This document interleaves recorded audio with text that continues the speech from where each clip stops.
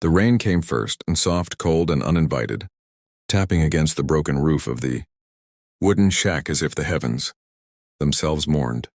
Evelyn Grace Carter lay on a torn cot, her breath sharp and ragged, her hands clutching the edge of a blood-stained sheet. The pain tore through her body, wave after merciless wave, but she did not scream. She couldn't. Her voice had been silenced by fear long ago. Only a hoarse whisper escaped her lips, a name that would never be heard by the one it belonged to. Outside, the world was cruelly quiet. The midwife, a woman with more greed than mercy, worked with quick, careless hands. "Push," she commanded, her tone as cold as the rain. Evelyn obeyed. She had no strength left to argue. She pushed once more, then again, until the sound she'd been longing for filled the air. A cry, fragile and pure, slicing through the darkness like the first light of dawn. Her baby, her little girl. Evelyn's tears mixed with the rain that leaked through the roof. Her trembling fingers reached out, desperate to hold the tiny life she had fought for. But the midwife stepped back, clutching the crying infant close to her chest. "She's perfect," the woman muttered, then glanced at the door where a shadow waited. Tall, silent, and cloaked in black. Evelyn's heart froze. "No," she whispered, her weak body trembling. "Please don't take her. She's all I have." But no one listened. Money exchanged hands in the dim light, a small sack of coins heavy with sin. Evelyn's newborn daughter was wrapped in a thin blanket and carried away before she could even see her eyes. Her hand fell limp against the sheet as the door shut. The sound of rain drowned out her cry. A mother's scream swallowed by thunder. Hours passed. The midwife was gone. The man in the shadows had vanished into the storm. Evelyn lay still, broken. Her world collapsed into silence. Somewhere beyond the hills, her baby was being delivered to strangers, and she was being prepared for her next sale. Because Evelyn was not free, she was property. By sunrise, the men came, rough voices, boots stomping mud. 2 of them dragged her to her feet. "She's still breathing," one said with a smirk. "That's worth something." Her wrists were bound, her dress torn. She was forced into a carriage with wooden bars. As the wheels turned, she stared out through the slits, the wind drying her tears into salt. Villages passed by like ghosts. Every time she heard a baby cry in the distance, her heart cracked open again. They called her the girl from the hill.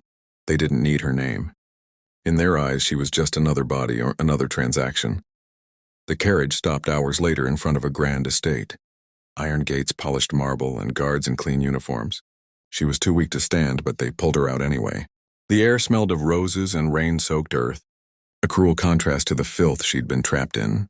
An older man with silver hair stood waiting at the top of the stairs, a cane in one hand, a ledger in the other. "This is her?" he asked. "Yes, sir. Strong bones, young, recently birthed. Still usable." Evelyn flinched at the word, usable. The old man's cold eyes studied her, then he waved his hand dismissively. "Take her inside. She'll be sold by dusk." That evening, candles flickered in the auction hall. It wasn't a market. It was a masquerade of monsters in fine suits and jeweled gowns. The scent of perfume couldn't hide the stench of cruelty. Evelyn stood on a small platform, barefoot, her wrists bound. She didn't cry anymore. She just stared at the floor as the bidding began. 100, 150, 200. Each number echoed through the hall like a hammer strike. Then from the corner of the room, a voice spoke, calm, deep, and commanding. 5,000. Silence fell. Heads turned. Evelyn's eyes lifted for the first time, and she saw him. A man in a dark coat, his face partly shadowed by the brim of his hat. His expression wasn't hunger or cruelty, it was sorrow. Quiet, restrained sorrow, as if he had seen too much of the world and hated every part of what he was witnessing. "Sold," the auctioneer said quickly, too eager to question such a sum. The man stepped forward, handed over a stack of gold coins, and reached for her chains.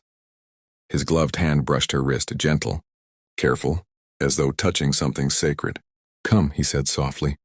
Evelyn didn't resist. For the first time in days, maybe years, no one was hurting her. As the carriage rolled away from the estate, she sat across from him in silence. Her eyes darted between the passing trees and the man who had bought her. He finally spoke. "My name is Alexander Hale." Evelyn said nothing. Her voice had been locked away with her hope. "I didn't buy you for what they think," he continued. "I bought you so no one else could." Her gaze snapped to him, confusion flickering behind her hollow stare. He sighed, removing his gloves and looking out the window. You don't have to believe me yet, but I've seen too many souls destroyed by that place. You're free now, Evelyn. Free. The word hit her like lightning. She wanted to believe it. But freedom was a dream she'd stopped allowing herself to dream. The carriage stopped in front of a modest stone cottage surrounded by wildflowers. The air smelled of lavender and rain. You'll stay here, Alexander said gently. There's food, clean clothes. No one will touch you. She stepped out slowly, her bare feet sinking into the wet grass. For a long moment, she simply stood there, breathing, listening, feeling the sky open above her. When she finally turned back to him, her lips trembled. Why? Alexander met her gaze. Because no one deserves to be sold the day they give life. Her eyes filled with tears, and for the first time she let them fall freely. That night, as she lay beneath clean sheets for the first time in years, Evelyn whispered the lullaby she had sung during her labor.